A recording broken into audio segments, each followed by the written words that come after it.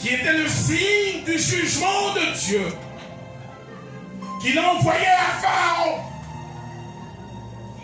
Et Pharaon ne faisait qu'endurcir son cœur. Mais il y a une chose qui m'a plu, et il y a une chose qui m'a frappé quand j'ai étudié justement ces plaies.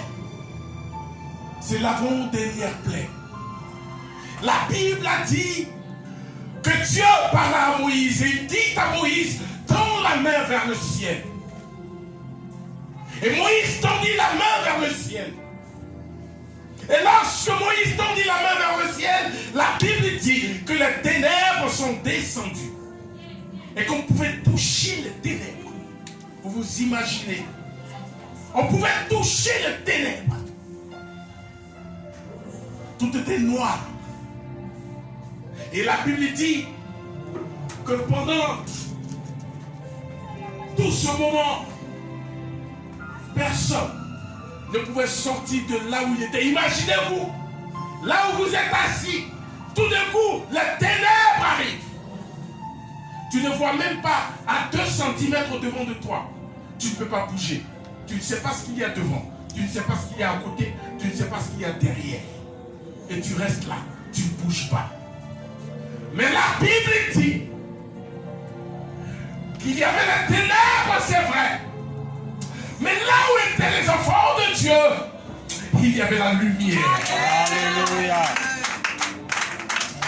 Là où étaient les enfants de Dieu, là où étaient les élus de Dieu, là où étaient les choisis de Dieu, il y avait la lumière. Et c'est pour ça que je dis à quelqu'un ce matin, quand même il y a les ténèbres partout, mais là où tu es, là où tu seras, il y aura toujours la lumière. Alléluia. Pour toi seul.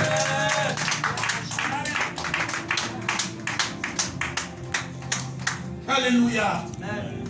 Il peut y avoir des ténèbres, mais moi je suis un enfant de lumière. Je ne suis pas la lumière, mais je suis le reflet de la lumière. Parce que la lumière, c'est Christ. Je ne suis pas Christ, mais parce que Christ est en moi, le reflet de la lumière de Christ qui est en moi doit illuminer justement partout où je suis. Frère, est-ce que tu prends conscience de cela? Est-ce que tu prends conscience de cela?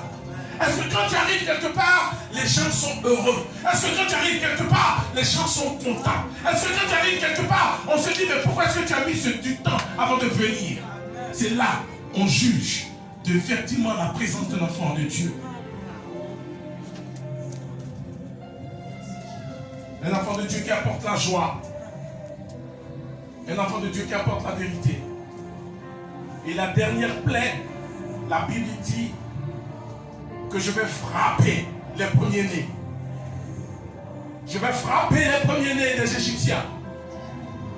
Et avant que je ne frappe les premiers-nés des Égyptiens, il va falloir que vous, mon peuple, vous, mes enfants, vous, mes élus, il va falloir que vous tuiez un agneau. Et la particularité de cet agneau, ce doit être un agneau sans tache. Et lorsque vous le tuerez, le sang, vous devez le mettre justement aux portes des linteaux, là, au niveau des portes. De telle sorte que lorsque l'ange de la mort passera, la mort passe au-dessus de la maison dans laquelle justement le sang de l'agneau avait été marqué. Bien-aimé, lorsque le Seigneur le dit, ce n'est pas pour marquer la démarcation entre les enfants, entre les maisons. Non. Lorsque Dieu le dit, alléluia. Amen.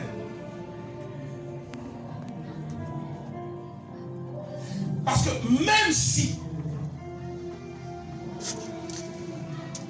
des païens l'avaient fait, qu'est-ce qui allait se passer? Il a quand même les frapper. Non, il ne faut pas les frapper. Quand elle est passée.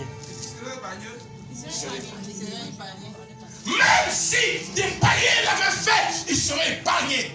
Pourquoi? Parce qu'ils ont reçu de la part de Dieu. L'ange de la mort part et il dit, Dieu lui dit, va, tu frappes. Mais tu frappes où? Là où il n'y a pas de sang. C'est tout. C'est un ordre de la part de Dieu. Et donc l'ange vient pour frapper ce que Dieu a dit.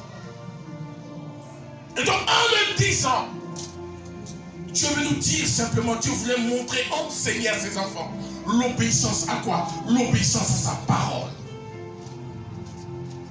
L'obéissance à sa parole.